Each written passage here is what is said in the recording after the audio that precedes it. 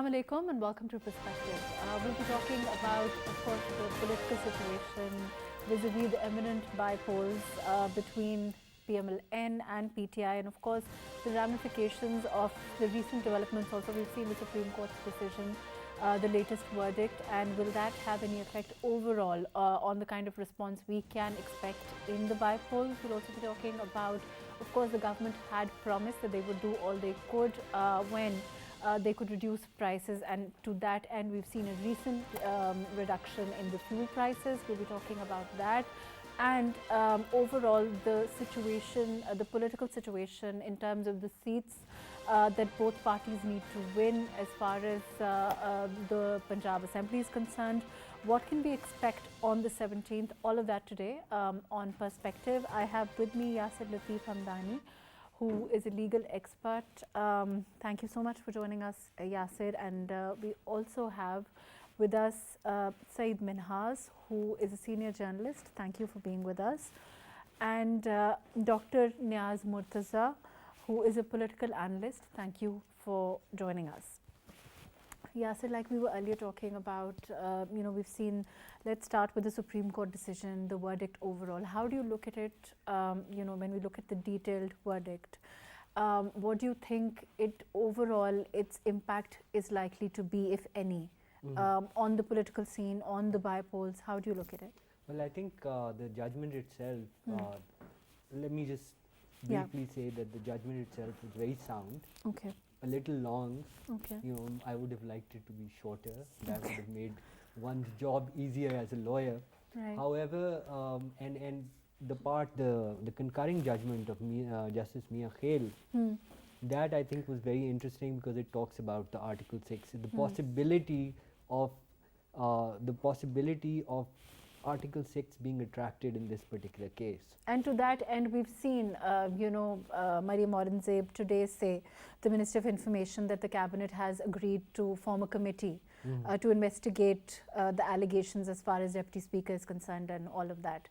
So what kind of an impact do you think there is likely to be vis-a-vis the decision, and was it something that had to be done? How overall, of course, it's not as I understand it binding, of course. That part is not binding. Okay. However, the decision regarding the unconstitutionality of the actions that were taken one after another, you had the Deputy Speaker's ruling, which was unconstitutional. Then you had the Prime Minister's action of dissolving the Parliament. That was unconstitutional, and the National Assembly. And then you had the President deciding and operating after that, essentially dissolving the assemblies. So all three actions were considered unconstitutional, have been declared unconstitutional. Now that was very important. But more importantly, if you look at the judgment and the way it's structured, it talks about suo motu jurisdiction, especially when it comes to parliamentary proceedings. Okay. So this judgment itself will have a huge impact in terms of our future jurisprudence on the issue, because it's basically said wherever there is a constitutional violation by the legislature or the executive, the courts can intervene regardless of 69. So that's one thing. Now, talking about its impact on the present political situation, I believe that it's not going to have a direct impact on the elections. by-polls. Okay, let me come back to you. I'm going to go to Minhas Sab. Minhas Sab, as far as the future jurisprudence, which is something that Yasir is talking about, don't you feel that it was important, it was paramount, it was essential for there to be an end to this controversy? And to that end, we needed this kind of a detailed judgment from the Supreme Court on these questions, because it was again and again being said, politically used, this kind of the fact that whether 69, the ambit of 69, and to that end we saw both parties needed clarification on it, the main parties. Yeah, it's a bit tricky, honestly. I'll look at it from the political angle. Okay. Politically, there is a huge repercussion for this kind of verdict from the Supreme Court, because so far we have seen that whatever has been said in the Parliament, on the floor of the House, has been out of the jurisprudence and out of the jurisdiction of the courts. So courts have themselves given verdicts on these kind of issues, Right. that they cannot do anything. And then whatever Prime Minister was doing on that particular day, we can always call into question politically as well as constitutionally. But then Constitution also provide that provisions to the Prime Minister to do that, as long as nobody is stopping that Prime Minister from doing that, and he was elected Prime Minister till that very moment. Whether he was delaying it, whether he was not following the Constitution, whether he was following the constitutional, this is all afterthoughts. And from the political standpoint, Imran's actions can always be questioned, and it has set a landmark decision from the Supreme Court to intervene into the political affairs of the parliament. And that is going to have huge repercussions for the future of this country, politics of this country. But is it, or are they interfering just on the legality of it? That is the question, right? This is the question which might be debated again and again, over and over, because Parliament is supposed to be, if the Parliament cannot discuss The sanctity of certain Parliament. institutions. Right, the sanctity of Parliament you're talking about. Yes. And I want to go to Nyasa, but first, Yasir, to let this go, let's look at it that way. Could the Supreme Court have simply let this go? Or, of course, or don't you feel as a lawyer they had no choice?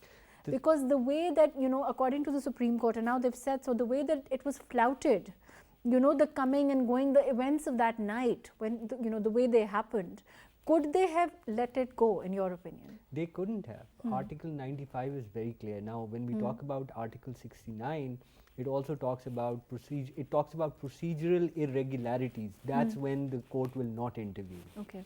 Unlike the 1956 and the 1962 constitutions, the parliamentary sovereignty, or the parliamentary ambit, as it were, is very limited compared to 56 and 62. And Pakistani parliament, whether people like it or not, is not the British parliament. And even there in the British parliament, we have precedent which says that there can be intervention. For example, the R.B. Miller case, which was about this former not former yet, but Prime Minister Boris Johnson, yes. So given that, I think that it was absolutely very necessary for the Supreme Court to intervene in this matter. Let me come back to you. Nyasab, how do you look at it? How do you see this? Do you agree? When the Supreme Court talks about procedural irregularity on one side, and then it talks about, it's not saying that it's going to interfere there, but it is saying that when the Constitution is flouted in this manner, then the suo motu jurisdiction will apply. How do you look at it? Well, I mean, I agree with the overall action that the Supreme Court took and, the overall judgment. I think it was extremely necessary for the Supreme Court to step in. But in terms of, the quality of the detailed verdict, I would have liked to see a bit more discussion on, where this parliamentary jurisdiction and sovereignty ends. What does, procedural irregularity means, and where can the Supreme Court step in the matters of Parliament, because there is still some debate, and if the detailed verdict had clearly set out some parameters, that would have been very helpful precedent for the future. Because now, I mean, this was such a huge constitutional violation with very malafide intentions to grab power and subvert the will of the Parliament itself, because clearly they did not seem to have majority. So it's not just a matter of a Supreme Court stepping into, and undermining the sovereignty of the Parliament. It was the fact that, the PTI itself was doing that. It was undermining the Parliament, its will, and so on. So I think a bit more detailed discussion on, what all this means and where, parties can expect the Supreme Court to step in would have been very helpful in terms of, future precedents. Then, there's the other issue that you raised about, the a possibility of some action against the PTI. And there, again, it's only one judge who has gone ahead and spoken about, repercussions for those who did all this, including the Prime Minister and so on. But the majority judgment is silent about that too. So maybe, if they had spelled that out also a bit more clearly, then that would have also been helpful. In terms of what action the government might take, I mean, it's contemplating Article 6 proceedings. But It said personally, so, yes, that it's agreed on forming a committee to investigate those allegations. yeah, I mean, I would be against that. I think there should be some punishment, some action taken, but Article 6, I think, is going too far. I think that's fit for when there is complete suspension or abrogation of the Constitution, because when that happens, no institution can do anything. The Supreme Court is helpless, whereas in this case, there was just violation of one constitutional clause, and the Supreme Court is still there to step in and clear the matter within a week. Whereas when you have complete abrogation or suspension, that continues for months and even years, and the Supreme Court or any other institution can't do anything. So I think there's such a huge difference in the consequences that it should be something other than Article 6, maybe under Article 5, subsection 2, or even 63F. But I think Article 6 is going a bit too far. Right, let me come back to you. Yasir, what, one, Niaz is saying that, clearer parameters should perhaps have been defined on what procedure irregularity means perhaps, and also, like you said, subversion of the Constitution, which is essentially what, if I'm not wrong, the judgment talks about. And second, he's saying that, whether Article 6 can be used or not. Do you think it defines procedural irregularity in the kind of detail? I mean, how can we expect them to know the kind of scenarios, because this vote of no confidence and the way that it happened is clearly unprecedented? So His Lordship Umar Ata Bandial, Justice, he did go at some length. He went to define what are in-house parliamentary proceedings, what are parliamentary proceedings that are procedural, and what are substantive parliamentary proceedings. So he's made that distinction, and he's quoted a plethora of judgments from British, the England and Wales jurisdiction, the Indian jurisdiction. So he's done that. There has been so as far as procedural, the distinction, what the distinction essentially is, wherever a key provision, a legal provision of the Constitution is being violated, just as sort of a fundamental right, for example, but that's just... So apply this to the scenario of what happened as far as the vote of no confidence, confidence is concerned. So, in this case, Article 95, because the clear will of the people was subverted. According to the Pakistani constitutional scheme, the will of the people has to be expressed through... By the will of the parliament. Yes, through elected representatives of the people. And so once the vote of no confidence had gone through, the Prime Minister was obliged to resign. Well, not no, resign, but he was going to go. The problem essentially was that the Prime Minister was asking the Deputy Speaker and the Speaker not to even call the vote of no confidence. That was a subversion. That is what was that is essentially subverting the constitutional process. Now, I'm not sure if Article 6 is retracted or not, but it definitely is some kind of subversion when elected representatives are not allowed to, because the language of the judgment is, it talks about Article 17, which is the right to associate and form parties, but it says it's also the right to vote. So the very fact that you have the right to vote in a parliament, subversion of that is a subversion of fundamental rights of not just the parliamentarians, but the people who voted for the parliamentarians. So that's in terms of public interest and in terms of the case that sort of the reasoning that the Supreme Court has given, it's talked about the fundamental rights, and it's talked about a specific provision of the Constitution, that being Article 95, and how that is being subverted. So yes, I feel that in terms of defining what is procedural and what is substantive, I think the judgment has gone some length in sort of... But as far as Article 6 is concerned, and when it is retracted, that's also that's an additional note. It doesn't really have any binding effect as far as, but we've seen that the cabinet has decided to go ahead and investigate the allegations. Let me go to Minhasab. Minhasab, what about let's talk about what's happening today. We are seeing, as far as the PMLN is concerned, of course, Maryam Nawaz also today she's speaking. We're also seeing Imran Khan today in Lahore. the crowds, again, one has to say, on both sides are, one can argue that there are, substantial crowds. How do you look at the by-polls? How do you look at the overall position? We've also seen the government, the Prime Minister say that, he had said, according to the international prices, whenever there is a reduction there, it would be brought to the people, and that has been done. So how do you see overall the situation now? Yes, certainly. I mean, from the political standpoint, this verdict is going to have an impact on both the parties now. Okay. Both the parties are going to use it, and they have already shown the intent. If the government has made or shown the intent to create a party or form a party or a committee, sorry, to investigate this matter, that means they are putting some political pressure. So it's more for me, by talking to the political people on both sides of the aisle, so to say, they are trying to use it for their advantage for this upcoming by-polls, because Imran is going to use, or his party is going to use it as another tactic of the government to pressurize them.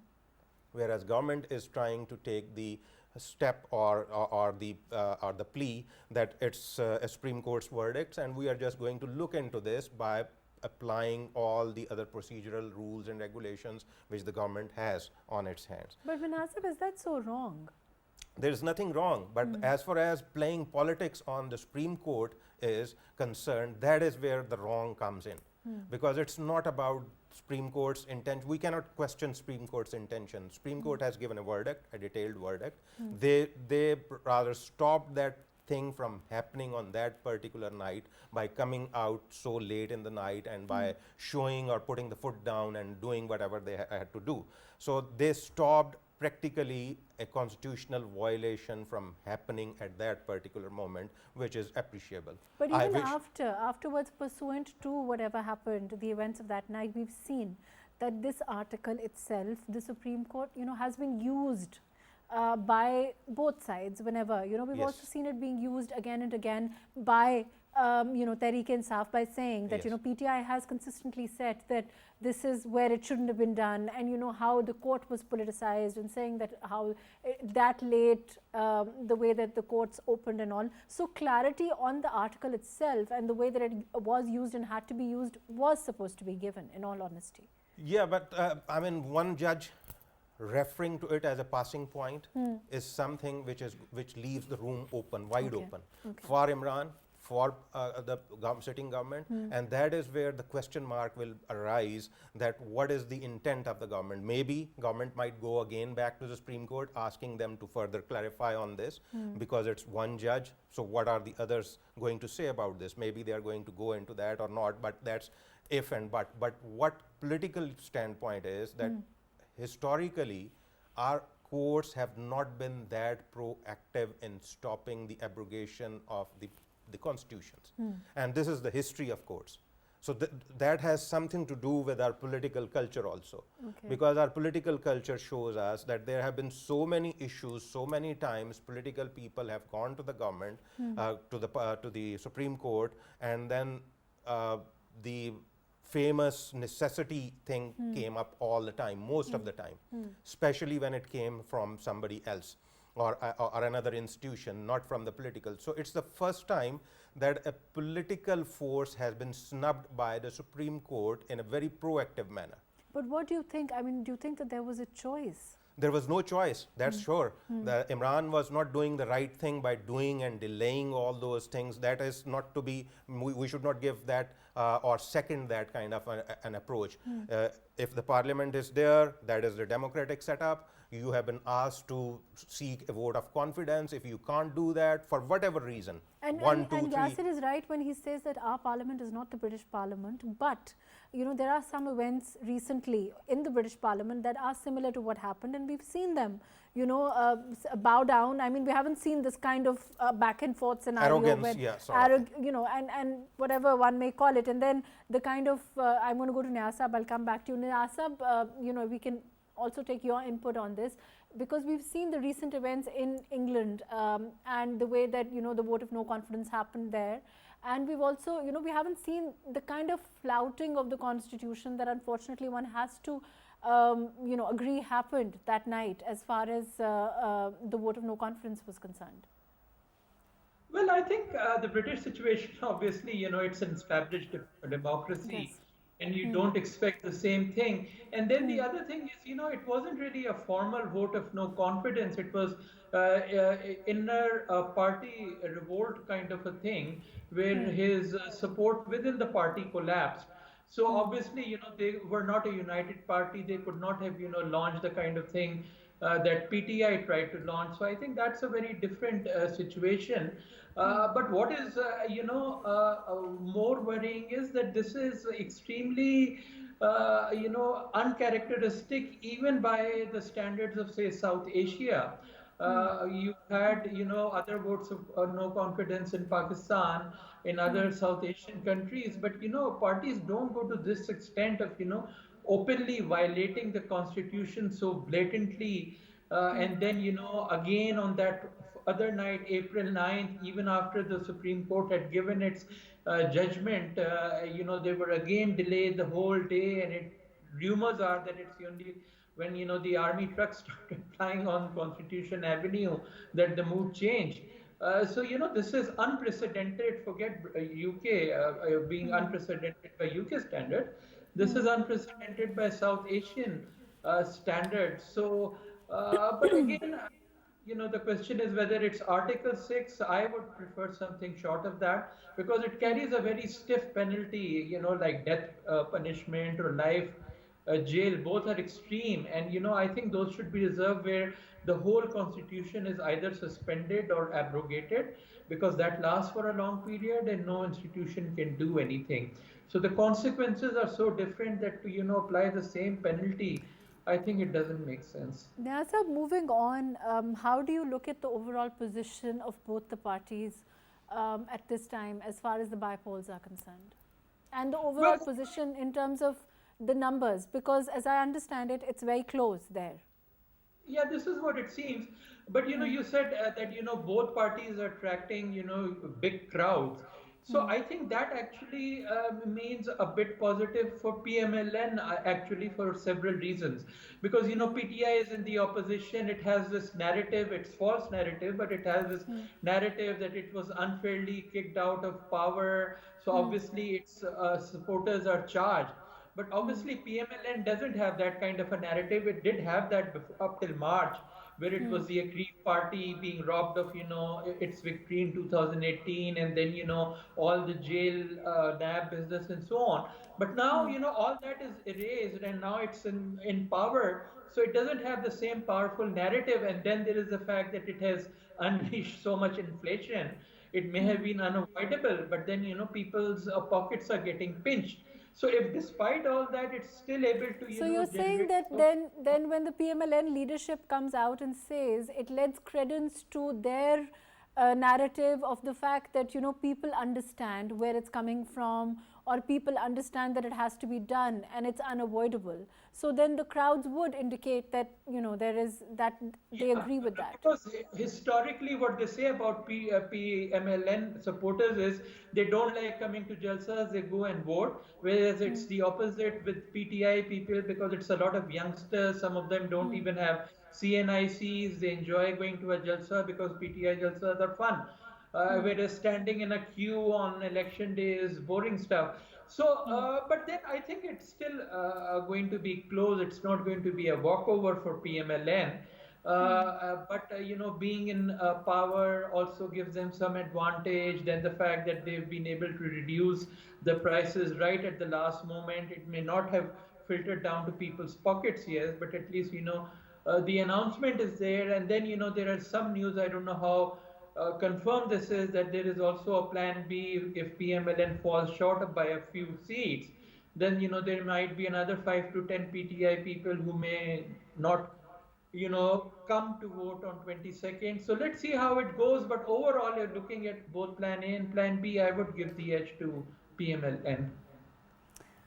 Yasir, your opinion on what about the Election Commission? We've also seen the role of the Election Commission. We've also seen, unfortunately, as far as the opposition is concerned, mainly the main opposition being PTI at this time, the way that it's the kind of the kind of censure or the criticism, I think is the right word, that is heaped on institutions after the judgment we saw, and then also on the Election Commission. Overall on the institutions, do you think that that also will have its own impact? Because that is what we've seen, if there are two judgments in favor, there is applause and there is a general affirmation that the institutions are okay, but the moment you have a decision that's not going for them, there is the kind of criticism, the kind of I would say abuse that is heaped on the institutions, that trickles down from the very top. And that's unfortunate, but that also has its own effect on its voters also and its own supporters. Yes, I think so. I believe the false narrative, or I should say the faux narrative, that PTI has been spinning for a while now, not just, and the judgment itself talks about the cipher and the paraphernalia of the so-called conspiracy. But that narrative, and now the narrative that the Election Commission is probably going to rig the elections. So with PTI, I'm sorry to say, with Mr. Imran Khan, it's heads I win, tails you lose.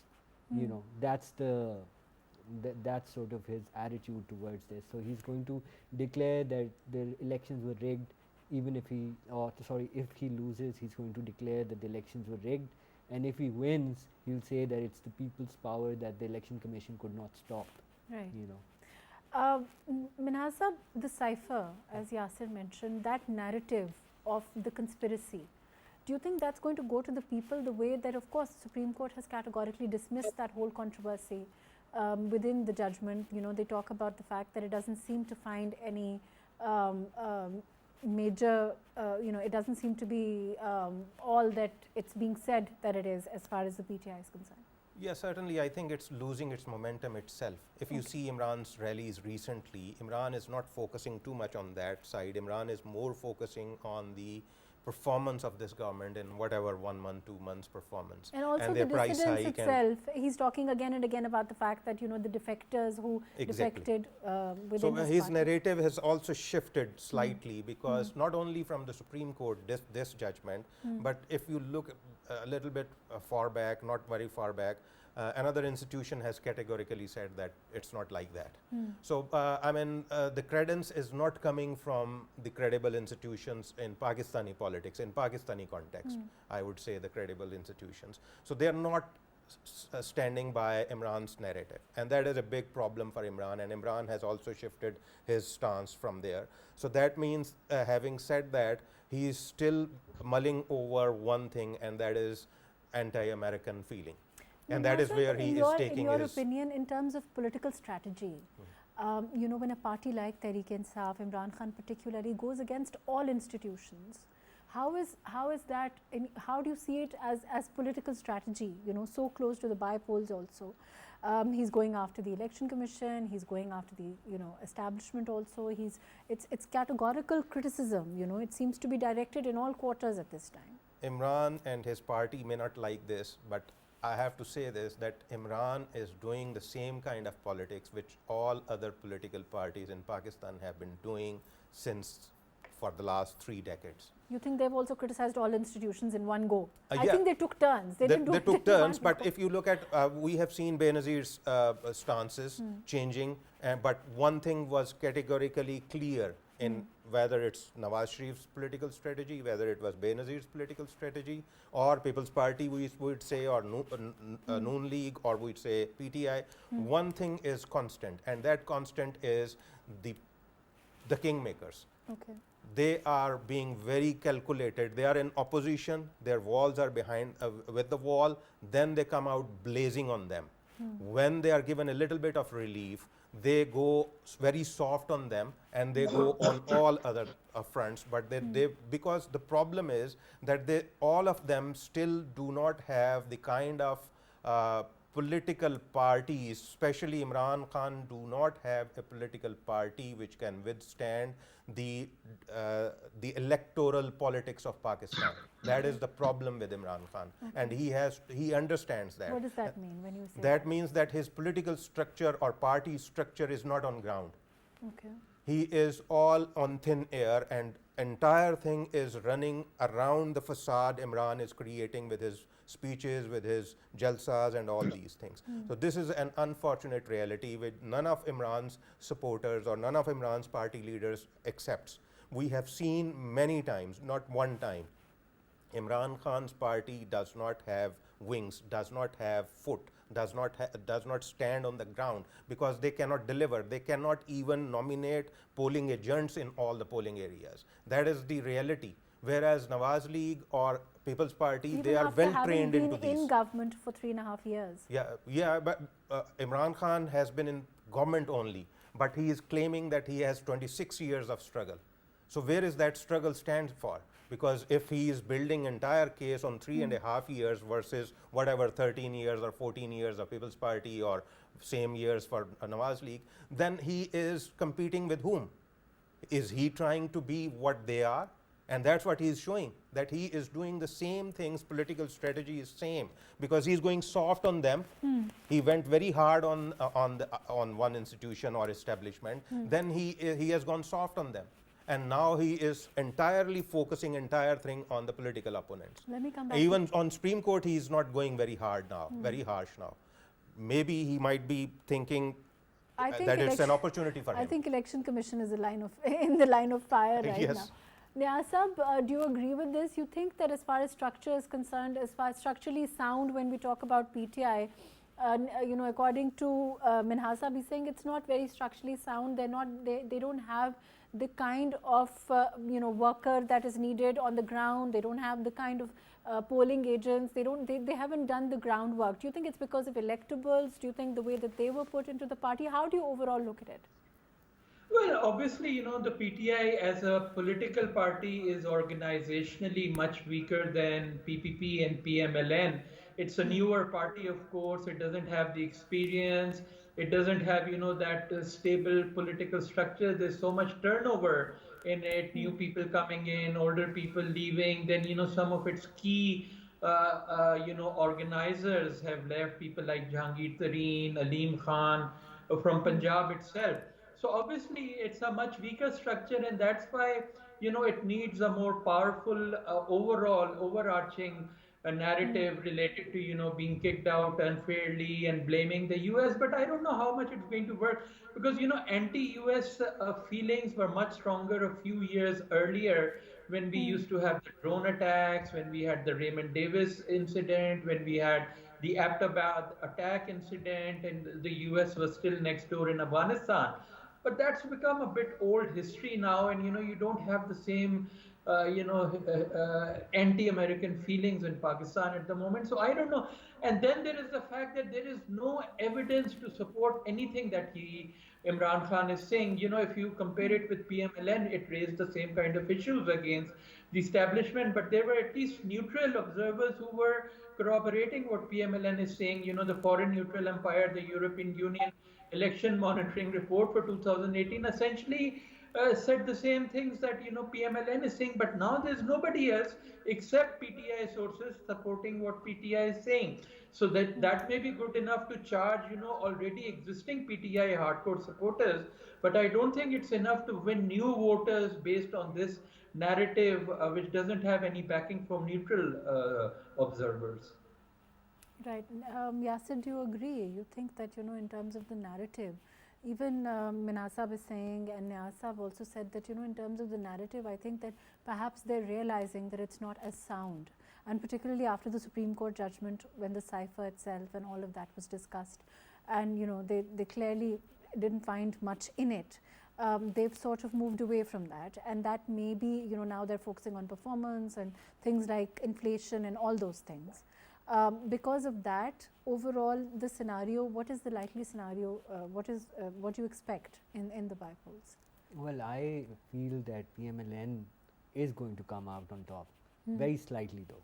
I think the narrative that Imran Khan has been selling for a while, even if he's moved away from it, is still very potent.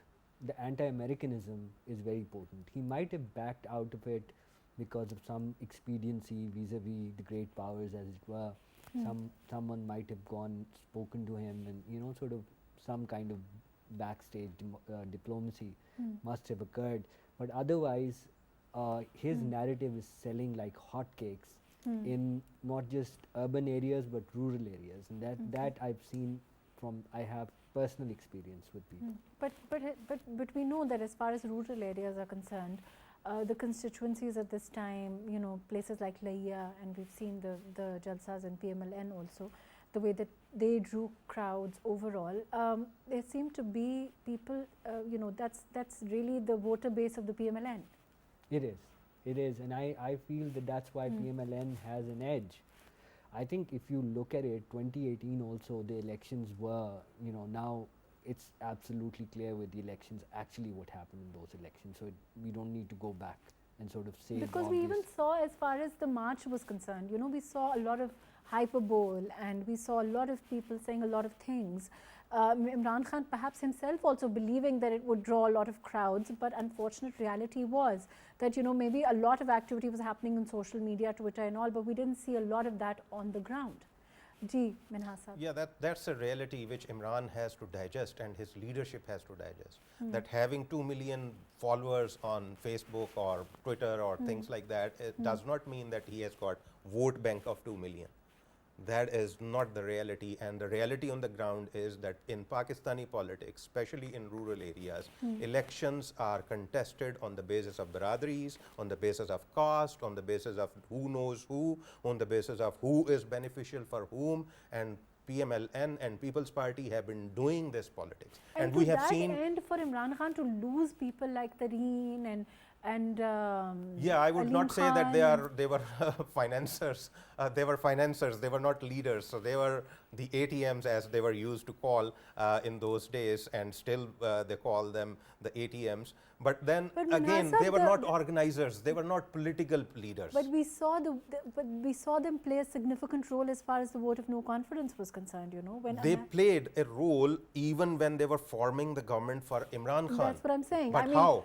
Not by going into the electoral politics, by having by or winning over the electables. yes. Right? So, and by so that helped him form the government. yeah, so by they did assembling all those people who have been elected, whether Right. they have been elected on independent seats, whether they have been elected on PTI seats. So whatever happened, Punjab is the base of power for Pakistani politics. And in Punjab, Imran does not have that sway and that political organization which digests and understands that. Because even if you look at the South Punjab, had it not been the last minute turnarounds at that time, I don't want to go into those details, the things would not have changed in Imran's favor in last minute. And if you remember, one of the journalists even said 32 punctures or something like that. So many of the things happened in those days, and Imran was beneficial of so many things in those days. So these two financiers also helped not only to run his campaign, but also so afterwards. now at this time he can of course call them dissidents or call them lotas or whatever, but you know, the same politics was very much at play at that time also. I mean, look at Imran's kitchen cabinet, from where they have come. They have jumped at least 2 to 3 political parties themselves. I mean, we don't want to name and Right. blame But anybody, overall, but as far as- overall, if we look at the Pakistani political culture, that is unfortunately the culture.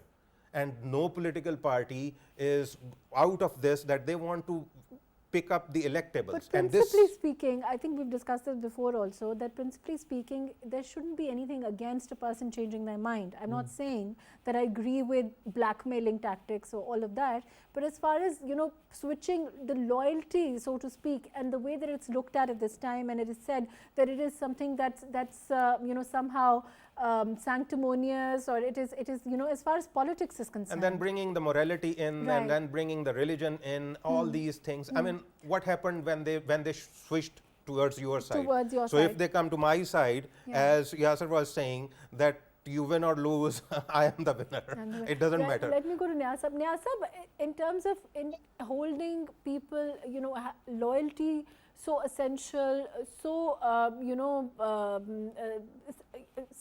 sanctimonious, so you know, holier than thou to politics overall. You know, why is it so wrong for that kind of democratic right to change your mind? in a lot of instances, it is perhaps because people were not pleased or not happy with the kind of response. I mean, it could be to what the kind of leadership they were getting, the kind of response they were getting to their issues, and therefore they may have decided to switch. That is sometimes a legitimate reason, is it not? Well, yeah, I mean, people change their parties all over the world. I mean, it may not be so frequent, say, in the US or UK, because there the issue is, that there's a strong ideology of the parties. There's a left-wing party and the right-wing party. So it's not so easy for people to switch over other than, the centrists who can Right, easily go. unfortunately, that's all the time that we have. Thank you so much for being with us today. As far as the bipoles are concerned, certainly the overall political situation will be impacted by the recent decision of the Supreme Court, also by the recent reduction in fuel prices, the way that it is being done, the way that the government has taken ownership and of the overall scenario. Thank you so much for joining us today on Perspective.